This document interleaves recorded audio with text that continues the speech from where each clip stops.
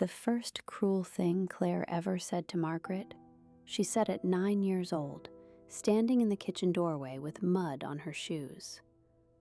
"You're not my real mom. My real mom didn't have to try." Margaret was pulling a roast out of the oven. She didn't turn around because she didn't want the child to see her face. She just said, "Wash your hands, dinner's ready," and burned her thumb on the pan so she'd have a reason for her eyes to water. That was 30 years ago. Last spring, Claire said something far crueler, and this time, she said it to a judge. "My stepmother is 61, she lives alone, she's missed mortgage payments, and she is no longer competent to manage 60 acres of land." She was asking the court to declare Margaret unfit, so that the vineyard Margaret had built could be taken out of her hands and folded into a development deal. The little girl Margaret had lied to every day for 30 years to protect her had grown into the woman now trying to prove she was insane. And Margaret still hadn't told her the truth. This is how it happened. Margaret Doyle was 26 when she married Robert, a widowed, everyone assumed widowed, vineyard owner with a 4-year-old daughter who screamed for her mother every night. Robert's first wife, Elaine, had not died. She had left, and the reason she left was a secret Margaret would carry for 3 decades, past Robert's grave and almost to her own. Robert told her the truth on their wedding night, drunk on wine and grief. After Claire was born, something in Elaine had come apart. She stopped sleeping, stopped eating, and one night she stood over the crib and told Robert, in a whisper he never forgot, that she was frightened of her own hands. This was 1983, in a farming town that had one word for a mother like that, and the word was not sick. The word was dangerous. Robert, terrified of what a diagnosis would do to Elaine and what a scandal would do to Claire, made the worst choice of his life for what he believed were the kindest reasons. He got Elaine care 2 states away, quietly, and he told everyone, including in time his own daughter, that Mommy simply left. Margaret was not only protecting Claire that night, she was also, if she was honest with herself, doing what she had always done, deciding on her own what other people were strong enough to carry. Even Robert used to tease her about it. "You'd decide the weather for me if you could," he said once, half fond, half warning. She laughed it off then. She would think about that sentence a great deal 30 years later. Claire would grow up believing she'd been abandoned, because Margaret decided a clean wound heals better than a poisoned one, and because some part of her genuinely believed no one else's judgment could be trusted with something this fragile. Not even Claire's own, someday, as a grown woman. She was wrong about that, but it took her 30 years to find out. Here is the thing Margaret never let herself say out loud. Being Claire's mother was the loneliest job she ever had. She did every ordinary thing. The fevers at 3 a.m., the science fair volcano, the prom dress taken in twice by hand, and got, in return, a child who studied her like a substitute she'd been assigned and hadn't chosen. Robert tried to bridge that gap more than Claire ever knew. Weekend mornings, he'd take her out into the rows before sunrise, just the 2 of them, teaching her to read a vine like a sentence, where it was thirsty, where it was tired, where it needed cutting back to grow stronger. "The vine doesn't lie to you," he told her once. "Everything it needs, it shows you, if you're patient enough to look." He never once said the same was true of people. Margaret always suspected he knew exactly what he was avoiding. The worst of it came when Claire was 19. They were arguing about college money, and Claire, wanting to draw blood, found the softest place and pushed. "You know what's funny?" she said. Dad settled. He couldn't get a real wife back, so he got a housekeeper who'd stay. That's all you are. You're the woman who didn't leave because you had nowhere better to go." Margaret had a truth in her mouth right then that could have ended it. Your mother didn't abandon you. She was sick. She loved you enough to go. And she swallowed it whole. Because saying it would have broken the one promise that gave Claire's whole childhood its shape. She said instead, "Finish your applications." And she went out to the vines and stood in the dark until she stopped shaking. Claire left for business school and built a life 3 hours away.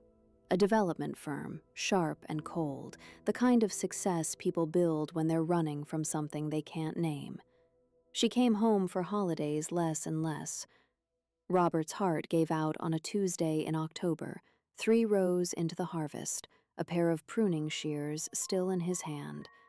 Margaret found him an hour later.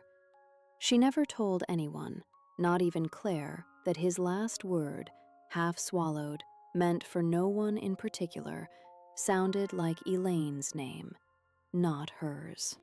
She buried that too, the way she buried everything. At the funeral, Claire wore a black, shook hands, and was gone before the reception ended. Margaret thought that was grief. It was reconnaissance. 8 months ago, a neighbor called, guilty and apologetic.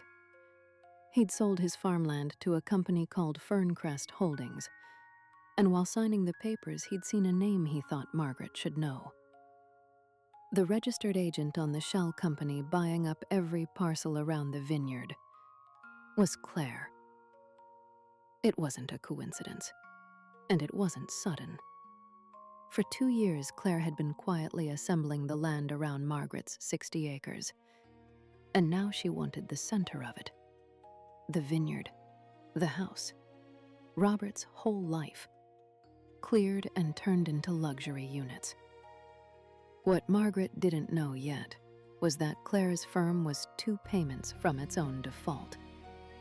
That Ferncrest was the only deal standing between Claire and losing everything she'd built. Claire had convinced herself, in the particular way people do when they need something to be true, that Margaret would be better off in a small condo with the money, that an old woman alone on 60 acres was a problem she was solving, not creating. It was still cruel. It was also, underneath the cruelty, a woman drowning and reaching for the one thing she thought she could still control. And there was one soft spot in Margaret's armor: 2 missed mortgage payments from a bad harvest year on a loan Robert had taken out in secret before he died. Claire's lawyer took those 2 payments and built an entire portrait of a confused, declining old woman who needed to be relieved of her property for her own good. The petition landed in Margaret's mailbox between a wine invoice and a seed catalog. She read the phrase "diminished capacity" 4 times before she understood her own daughter had written it. The hearing was the worst morning of her life. Claire sat at the plaintiff's table in an ivory blouse and would not look at her while a lawyer read Margaret's own bank statements aloud like evidence of a crime. Every missed payment, every late notice, 30 years of a woman's life reduced to a pattern of erratic decision-making. "This is an act of care," the lawyer said, "for a woman who, sadly, has no one left to look after her." And for one terrible second, Margaret searched Claire's face and thought, does she believe that? Is this, in some broken way, her trying to save me? Then came the recess, and the hallway, and Claire's voice around the corner, flat as a spreadsheet, but not quite steady underneath it. "Once the ruling clears, Ferncrest can close by spring. The vineyard's the last piece. Get me a clean appraisal, fair market, not sentimental." There was a pause on the line before she added, quieter, almost to herself, "I don't have another option."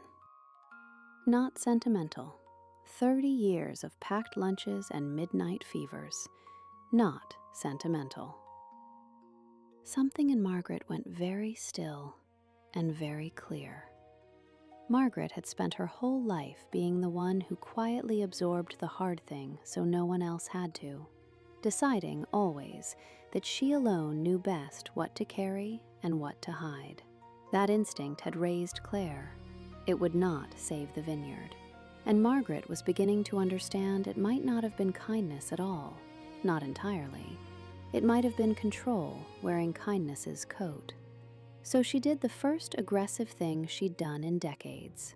She fired her gentle family lawyer and hired Denise Okafor, an elder rights litigator from the city who despised exactly this kind of case. Denise asked one question. Is there anything Claire doesn't know about this family that would change how she sees you? Or how a judge sees her? Margaret sat with that for 3 days. Then she opened the drawer in Robert's desk where for 11 years she'd kept a letter she had never had the courage to read. The last letter Elaine ever sent, mailed after her cancer diagnosis, addressed not to Claire, but to Margaret. She'd been too afraid of what a dying woman's confession might undo. That night, at the same kitchen table where she'd once swallowed the truth to spare a 19-year-old, she finally opened it. Her hands were shaking badly enough that she tore the flap instead of sliding it open. The handwriting inside was smaller than she remembered from the one photograph she'd seen of Elaine's. Cramped, careful, the writing of someone rationing her own strength. Elaine had written to beg one thing before she died: that Claire someday be told the whole truth. Not to excuse the leaving, but so her daughter would stop believing she'd been unwanted. Let her be angry at an illness, Elaine wrote, instead of at herself. That's the only inheritance I have left to give her. Whoever raised her, and I pray someone did, with a whole heart since I couldn't, tell that woman thank you, from a mother she'll never know she has to thank. Margaret sat with that letter until the sun came up, and for the first time in 30 years, she cried in a kitchen where no one could hear her and stop her. Elaine had died 4 years ago. Margaret had kept that secret too. Even the thank you meant for her. On the last day of the hearing, before the judge could rule, Margaret asked to speak, not through Denise, herself. And it did not come out as a clean speech. Her voice shook. She lost the thread once and had to start a sentence over. Because the truth, when it finally came out crooked and furious, and 30 years too late. You told a judge I'm not in my right mind, she said to Claire. Fine. Then let me prove how right my mind is by telling you the one thing I've protected you from since you were 4 years old. Your mother didn't leave because she didn't love you. She left because she was sick. Sick in a way that, in this town, in that year, they didn't call sick. They called dangerous. And she was terrified she would hurt you. Your father hid it to protect you. And her voice broke here. I lied to you every single day of your life. Not only to protect you. I told myself that for 30 years. And it was only half true. The other half is that I have never in my life trusted anyone else to survive a hard truth. Not you. Not even myself most days. That was my choice to make when you were 4. It stopped being my choice a long time ago, and I kept making it anyway, because it is who I am, and I am sorry for what that cost you. She put Elaine's letter on the table. She wrote this before she died. She asked me to tell you. I was too much of a coward, until you tried to take the only home either of us has left. Read it. Then tell the judge I'm unfit." Claire read it in the silent courtroom while everyone waited.